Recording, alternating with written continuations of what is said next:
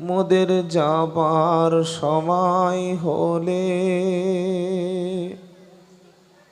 কাটবে ঝাড়ের বাঁশ।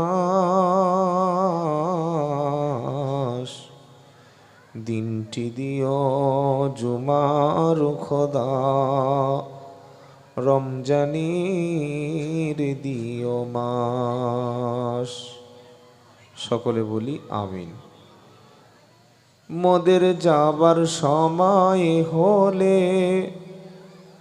কাটবে ঝাড়ের বাঁশ। দিনটি দিও জুমার খোদা, রমজানের দিও মাস। কাফনের কাপড় কাটবে যখন করবে গরম পানি, মোদের কানে শুনতে দিও তোমার মধুর বাণী। পরের হাতে হবে গোসল, নিজের হাত সেদিন চলবে না। পরের হাতে হবে গোসল, নিজের হাত সেদিন চলবে না। বলবে সবাই আমার কথা, শুধু আমি কথা বলবো না। সাহারি করিয়ে নিও এ শখের দুনিয়া। কি গো বাবাজিরা, দুনিয়াটা শখের না? শখের না। খালি কতদিন বাঁচবো ঠিক নাই, এমন সাজিয়েছি মরার কথা চিন্তা নাই। ও আখেরাতে জান্নাতে কি যাবে বলছে, হুজুর আমার ঘরটা দেখে যান। ডেকে ডেকে ঘর দেখাচ্ছে। খাট দেখুন, গদি দেখুন, ফল সিলিং দেখুন, ঘরের সুন্দর সুন্দর ফার্নিচার দেখুন, সাজিয়েছে, কিন্তু ঘুমাতে পারে না। কেন ঘুমাতে পারে না? যে ব্যক্তি হালাল খাদ্য খায় না, 5 ওয়াক্ত নামাজ পড়ে না, হারাম উপার্জন করে, আত্মীয় স্বজনের সঙ্গে খারাপ ব্যবহার করে, গরিবের রক্ত চুষে খায়, এই মানুষগুলোর ঘুম কিন্তু হয় না। কি বলছেন আপনারা? যারা হালাল উপার্জন করে, একটা ছোট উদাহরণ দিই। যেমন দেখবেন পুলিশের ডিপার্টমেন্টে অনেকে কাজ করে, অনেক ভালো অনেস্ট অফিসার আছেন যারা 1 টাকা ঘুষ খান না। আছে না? নাই? আছে। আবার এমন অফিসার আছে ঘুষের টাকা ছাড়া একটা গাড়ি পর্যন্ত যেতে দেয় না। আমি তো কলকাতা বা আরও বিভিন্ন জায়গায় রাত্রে ঘুরি, আপনারা অনেকে যান, দেখবেন টাকা দিলে যত রকম দাগি মাল হোক, যত বেআইনি কাগজ থাকুক, গাড়ির কাগজ ফেল থাক, টাকার কাছে তখন সব পাস হয়ে যায়। তো এই যে ঘুষ খেলো, গরিবের জুলুম করলো, অত্যাচার করলো, নির্যাতন করলো, ও কিন্তু খেতে পারে না, ঘুমোতে পারে না। আর একটা মধ্যবিত্ত মানুষ কোনো রকমে হালাল উপার্জন করে, পরিশ্রম করে, খেটে খুঁটে খায়, এশার নামাজ পড়ে ঘুমায়, এক ঘুমিয়ে সকাল হয়ে যায়। এটা ঠিক বলছি না ভুল বলছি বলে মনে হচ্ছে? হ্যাঁ। আর হারাম খাবেন, ঘুম আসবে না। আবার রাত্রে ঘুমের ওষুধ খাচ্ছে, তাও ঘুম আসে না। সাইপন সিরাপ খাচ্ছে, তাও ঘুম আসে না। পরে বলছে ওষুধের ডেটটা ফেল হয়ে গেছে নাকি, নিজের ডেট ফেল হয়ে গেছে, খবর নাই। কি বুঝলেন? এগুলো হচ্ছে হারামের সাইড এফেক্ট। কিসের বলুন বাবা? হারামের সাইড এফেক্ট। আচ্ছা, কুকুরের মাংস আপনাদের এলাকায় বিক্রি হয়? হয় না? মানে এলাকায় কেউ কুকুর খায় না, তাই তো? কিন্তু আপনি যদি একটু কষ্ট করে নাগাল্যান্ডে যান, আমাদের এই যে 7 সিস্টার 7টা রাজ্য আছে, মেঘালয়, আসাম, ত্রিপুরা, অরুণাচল প্রদেশ, এর মধ্যে আছে নাগাল্যান্ড। তো সেখানে যদি যান, আপনি কুকুরের মাংসটা মুরগির মাংসের মতো পেয়ে যাবেন, অসুবিধা হবে না। কুকুরের মাংস খাওয়াটা হালাল না হারাম? যারা চুপচাপ আছেন তাদের জন্য হালাল, হারাম। আর এই কুকুরের মাংস যেমন খাওয়া হারাম, আচ্ছা, কেউ যদি আপনাদের সম্মানিত ইমাম, আমার পিতৃ সমতুল্য মাওলানা আব্দুল মান্নান সাহেব, আপনাদের মসজিদের সম্মানিত ইমাম সাহেব, উনি যদি বিসমিল্লাহ বলে জুমার দিনে মাথায় পাগড়ি বেঁধে কুকুরটা জবাই করে দেয়, হালাল হবে না? আরে অল্প তো হালাল হবে। ঠিক আছে, কাবা শরীফের ইমামকে দিয়ে যদি জবাই করিয়ে নেওয়া হয়, হবে না। তার মানে কুকুর বিসমিল্লাহ বলেও হালাল হলো না।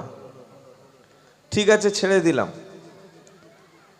একটা ছাগল আমি জবাই করে খাবো, হালাল না হারাম? হালাল। খুব ভালো করে কথা বুঝবেন।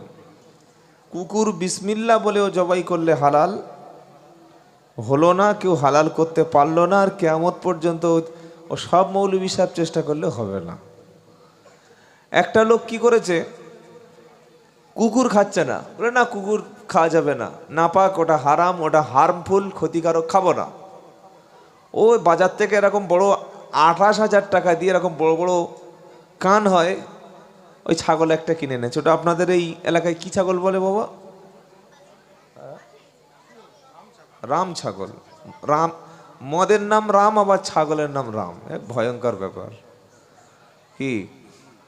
হ্যাঁ, তো রাম মদ, আবার ছাগলও রাম। যাই হোক, এই বড় বড় একটা ছাগল কিনে এনেছে। যে টাকা দিয়ে রাম ছাগল কিনেছে, বড় কানওয়ালা ছাগল কিনেছে, ওই পুরো টাকাটা একদম লটারির টিকিট বিক্রি করা, পুরো টাকাটা। ওই টাকা দিয়ে বিসমিল্লাহ বলে জুমার দিন জবাই হলো। আমাকে দাওয়াত করলো, আমি খেলাম, আপনাদের মধ্যে কিছু লোক খেলেন। এবার বলুন, বিসমিল্লাহ বলে সুদের টাকায়, ঘুষের টাকায়, অন্যায়ের টাকায়, হারাম টাকায়, অবৈধ টাকায় কেউ যদি ছাগল বিসমিল্লাহ আল্লাহু আকবার বলে জবাই করে, খাওয়া হালাল হবে তো? ওই কুকুরটা যেমন বিসমিল্লাহ বললে হালাল হয় না, হারাম মালটা, সুদের মালটা, ঘুষের মালটা, 2 নম্বরই মালটাও বিসমিল্লাহ বলে জবাই করলে খাওয়া হালাল হবে না। কিন্তু আমরা মনে করি বিসমিল্লাহ বললে হালাল হয়ে যায়। বিসমিল্লাহ বললে হালাল হবে, হালাল জিনিস, কিন্তু আপনার সোর্স অফ ইনকাম, উপার্জনটা, আয়টা, আপনার মাল আসছে কিভাবে, আগে সোর্স অফ ইনকাম দেখতে হবে, ইনকামের রাস্তাটা হালাল কিনা। কথা বোঝার চেষ্টা করবেন। সোর্স অফ ইনকামটা যদি হালাল হয় তাহলে বিসমিল্লাহ দিলে হালাল হবে, আর সোর্স অফ ইনকামটা, আয়ের উৎসটা যদি হালাল না হয় তখন আর বিসমিল্লাহ বললে কাজ হবে না। এটা মাথায় রেখে দেবেন। কিন্তু আমরা কুকুর খাই না। শুকরকে আল্লাহ কোরআনে 4 জায়গায় মানা করেছে। সূরা বাকারার 173 নম্বর আয়াত, সূরা মাইদার 3 নম্বর আয়াত, সূরা নাহালের 115 নম্বর আয়াত, সূরা আনআমের 145 নম্বর আয়াত। এই 4টি জায়গায় আল্লাহ বললেন, হুররিমাত আলাইকুমুল মাইতাতা ওয়াদ্দামা ওয়ালাহমাল খিনজির ওয়ামা উহিল্লা বিহি লিগাইরিল্লাহ, তোমাদের জন্য হারাম করা হয়েছে মৃত বস্তু, রক্ত, ব্লাড। 3 নম্বর শুকরের মাংস। 4 নম্বর আল্লাহর নাম ছাড়া যদি তোমরা অন্য কারোর নামেই উৎসর্গ করো, জবাই করো, ওটা খাওয়া হারাম। মানে 4টি জায়গায় শুকরকে হারাম করা আছে। এবার বলুন তো, কোনো মুসলমানকে যদি দাওয়াত করে শুকরের মাংস দিই, ও আপনাকে, আপনার জন্য দোয়া করবে না? জানতে পারলে জুতা ফাটিয়ে দেবে পিঠে। এই সালা কি খাওয়া লিবে, তোর বাড়ি শুকর খেতে এসছি বলবে।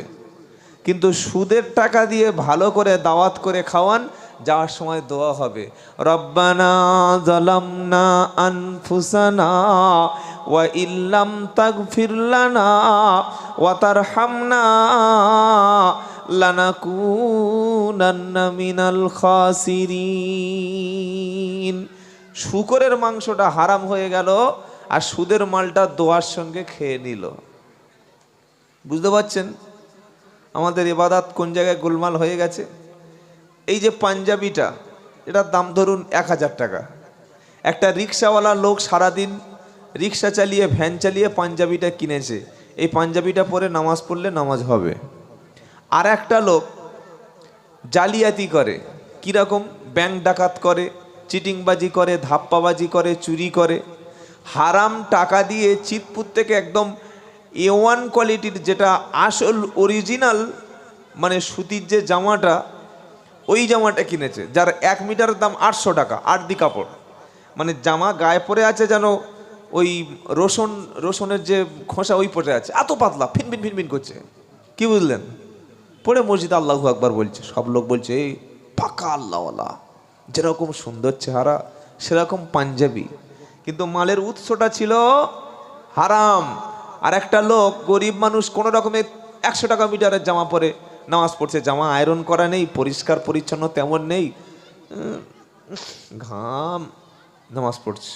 এবার বলুন, 1000 টাকা মিটার কাপড় উৎস ছিল হারাম, আর যেটা 100 টাকা মিটারের কাপড় উৎস ছিল হালাল, আল্লাহর কাছে কোনটা পৌঁছাবে? হালাল।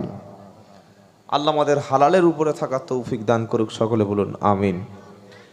আমরা ইবাদত করি, আল্লাহর দাসত্ব বন্দেগী করি, করার সময় নামাজটা পড়ি আল্লাহর হুকুম মতো, ওযুটা করি আল্লাহর হুকুম মতো, গোসলটা করি আল্লাহর হুকুম মতো, পোশাকটা পাক করি আল্লাহর হুকুম মতো, কিন্তু মাল উপার্জনের সময় তখন আল্লাহর হুকুমটা আর ফলো করা হয় না। টাকা আসলে হলো। কিছু মুসলমান বলে হুজুর বর্তমান যুগে হালাল হারামের বিচার করলে চলবে, মালের দরকার, কি গো 2 পয়সা ইনকামের দরকার। এই কথাটা যদি কোনো মুসলমান বলে যে বর্তমান যুগে বড় কঠিন যুগ, বর্তমান যুগে বড় সমস্যা, এখন হালাল হারাম বাদ বিচার করলে চলবে না, হালাল হোক আর হারাম হোক টাকার দরকার, এটা বললে কি তার ইমান থাকবে না নষ্ট হতে পারে? হ্যাঁ, মুসলমানরা বলছে, পাকা পাকা মুসলমান বললে অত দেখলে চলবে না, মৌলবীরা বড্ড বাড়াবাড়ি করে, সুদ খেও না, ঘুষ খেও না, এই জুয়া খেলো না, লটারি, তা আমরা কি খাবো, কি কোটাকার টাকা নেবো, একথা বলে।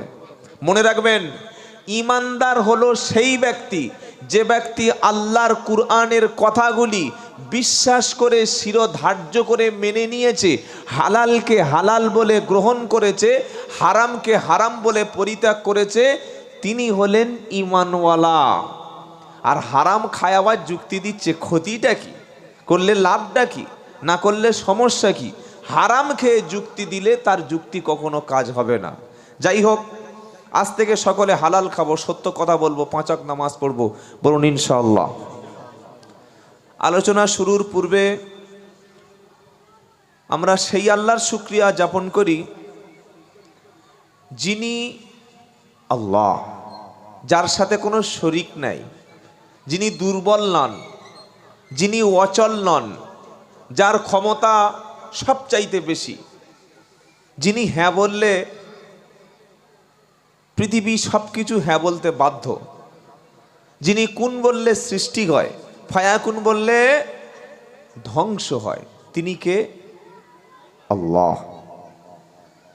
যিনি আমাদেরকে নির্দিষ্ট সময় বাঁচিয়ে রাখবেন, যিনি আমাদেরকে সুস্থ রেখেছেন, সুস্থ রেখে পবিত্র কুরআনের মাহফিলে আসার এবং বসার তৌফিক দিয়েছেন, সেজন্য আমরা বলি আলহামদুলিল্লাহ। যারা একটু সাবালক বড় মানুষ তাদের বলছি, বাবা আপনারা সামনে আসুন, এতগুলো বাচ্চা যে সামনে বসিয়ে দিয়েছেন, আজকের বয়ান হবে না, ওই গল্প হবে। দোষ বাচ্চাদের নেই, আমরা যখন ছোট ছিলাম আমরা ওদের চাইতে বেশি বদমাশ ছিলাম, এখন টুপি আর দাড়ি পরে সুবি সাহেব হলে হবে কি গো? তো এই 8টা-10টা বাচ্চার মাঝে 2-1জন বড় মানুষ উঠে আসুন। আমার কথা কি আপনারা শুনতে পাচ্ছেন কি বললাম, না কি আরেকবার জোরে বলবো?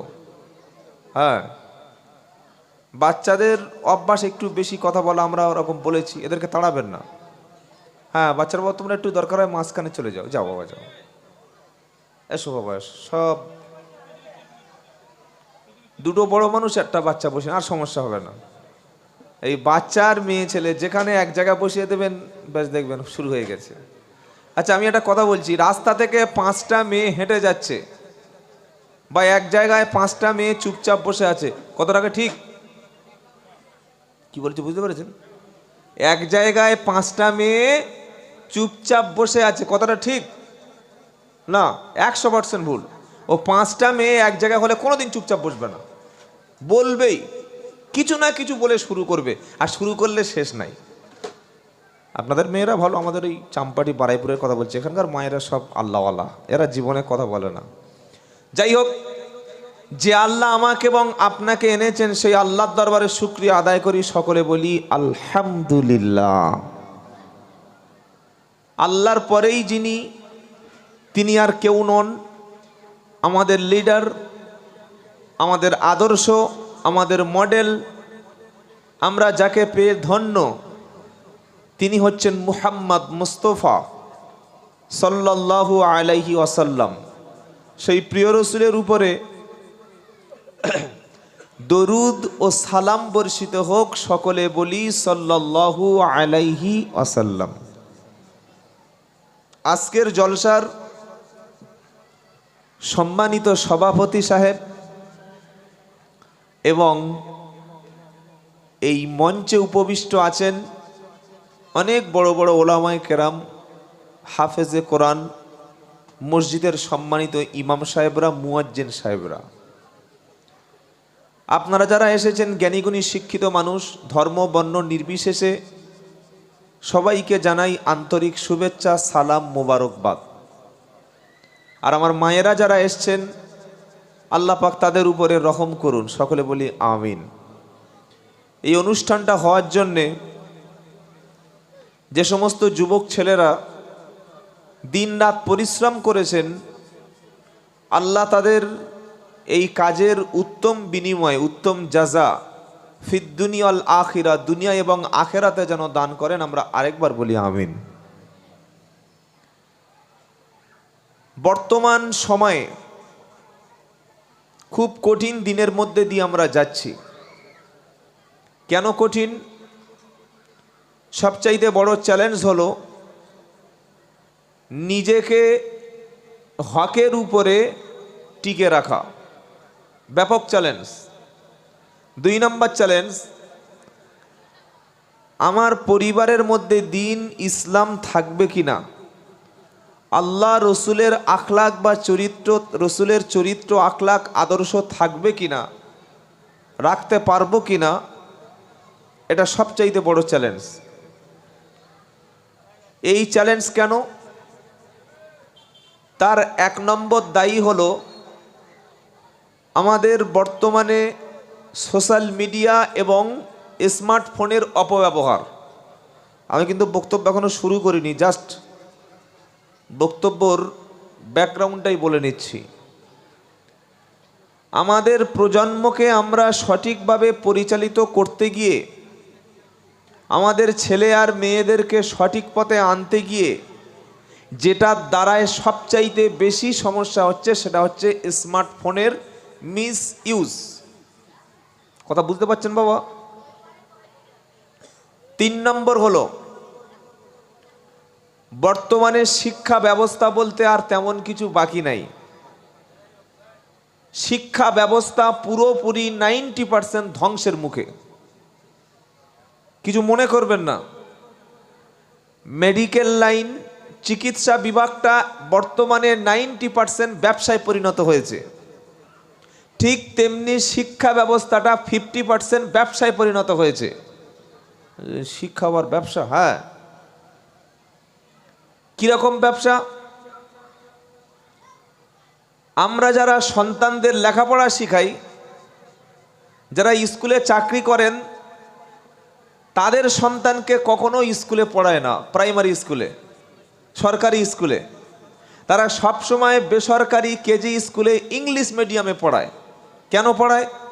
এই স্কুলের প্রাইমারি শিক্ষক বলুন বা আপার প্রাইমারি বলুন বা হাই স্কুলের, তারা জানে যে আমাদের সন্তানদের প্রাইমারি স্কুলে পড়ালে বর্তমান যা শিক্ষা ব্যবস্থা, মানুষ হবে না, বরং গরুর চাইতে আরো 1 ইঞ্চি নিচে নেমে যাবে। নিজেদের সন্তানকে এমন স্কুলে পড়াচ্ছে যেখানে সাধারণ মানুষ ঢুকতে পারবে না, অথচ নিজেরা বেশিরভাগ মাস্টার মশাই, শিক্ষক শিক্ষিকা তার ডিউটিটা, দায়িত্ব পালন করছে না। আর স্কুলের যে শিক্ষা ব্যবস্থা এখন চলছে, নামমাত্র যে পাস, এটাই এনেছে যুবক সমাজদের ছাত্র জীবনের সবচাইতে বড় সর্বনাশ। নামমাত্র পাস। এবার এই ছেলেটা মাধ্যমিক, উচ্চ মাধ্যমিক, গ্র্যাজুয়েশন, MA কমপ্লিট করছে। এই যে 18 বছর 20 বছর জীবনের মূল্যবান সময়টা ব্যয় করে দিল, তার মাঝখানে আল্লাহকে, রসুলকে, নবীকে, বাপমা কি, পিতামাতা কি, ইসলাম কি, ধর্মটা কি, হালাল কোনটা, হারাম কোনটা, এটা জানার জন্য, বোঝার জন্য একটা লাইন তার কাছে কোনোদিন পড়তে দেওয়া হয়নি। এটা ঠিক বলছি না ভুল বলছি? ও ঠিক বললেই ঠিক, না বললেও ঠিক, দেওয়া হয়নি। ফলে গ্র্যাজুয়েশন কমপ্লিট করে রাস্তায় ঘুরছে, পায়ের গাঁটের নিচে জামা পরে আছে, প্যান্ট টাকনুর নিচে। অথচ আল্লাহ রসুলের সুস্পষ্ট হাদিস, টাকনুর নিচে পোশাক পরিধানকারী ব্যক্তির ঠিকানা, পায়ের অংশটা জাহান্নামে যাবে। তাহলে যে ছেলেটা গ্র্যাজুয়েশন কমপ্লিট করলো, MA কমপ্লিট করলো, সে এখনো পোশাক পরা শিখলো না। ফল কোন জায়গা হলো? এই জায়গায়। উচ্চ মাধ্যমিক পাশ করে জুমার নামাজ পড়তে গেছে, গিয়ে আত্তাহিয়াতু পড়ার সময়, সালাম ফিরানোর সময়, ফরজ নামাজের সময় 3টি দোয়া পড়তে হয় না? হয় না? একটা তাশাহুদ, একটা দরুদে ইব্রাহিম, আর একটা দোয়া মাসুরা। ও চুপচাপ বসে আছে, পাশের লোক মনে করছে কি বলছে রে, ও চুপচাপ বসে আছে। এই যে ঘাটতি, কমতি, শিক্ষাহীন, এর দায়িত্ব 1 নম্বর হচ্ছে সমাজ ব্যবস্থা, শিক্ষা ব্যবস্থা। 2 নম্বর হলো অভিভাবকের, গার্জেনের দায়িত্ব পালনের অবহেলা। কিন্তু সেই জায়গাটা পূরণ হওয়ার জন্য আপনাদের যে মক্তব সিস্টেম, শিক্ষা ব্যবস্থা আমি এসে দেখলাম এবং শুনলাম, বিশেষ করে আপনাদের ইমাম সাহেব বা যারা মক্তব চালাচ্ছেন, এই ঘাটতিটা ইনশাআল্লাহ পূরণ হবে বলি ইনশাআল্লাহ, বলি ইনশাআল্লাহ। আর এই শিক্ষা ব্যবস্থাটাকে পূরণ না করতে পারলে আপনার ছেলে কাফের, বেঈমান, নাস্তিক, ইহুদি, খ্রিস্টান, নাসারা হয়ে কবরে যাবে, ওর মধ্যে ঈমানের কোনো অংশ থাকবে না।